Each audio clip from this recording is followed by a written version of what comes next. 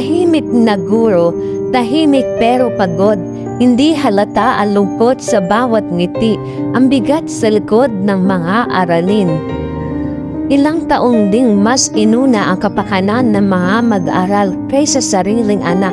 Sa dami ng mga gawain sa paaralan, hindi na napuntahan ang mga mahalagang okasyon ng anak. Lumaki itong may mga alaala ng mga panahong wala ang magulang. Ang gurong mas piniling gampanan ang tungkulin para sa ikabubuti ng iba.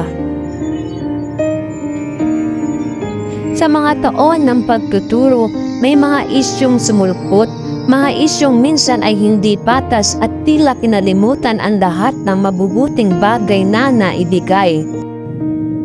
Sana man lang bago humusga ay tiningnan muna ang mga pagsusumikap, ang mga paraang ginawa upang maibigay ang nararapat na edukasyon sa mga estudyante sa kabila ng sariling pagod, sakit at sakripisyo. Bigan, sa bawat gurong tahimik lang na nagbibigay, may pusong pagod ngunit buo ang layunin, kaya sana matuto tayong tumingin, hindi lang sa pagkukulang, kundi sa kabuuan ng sakripisyong ginagawa.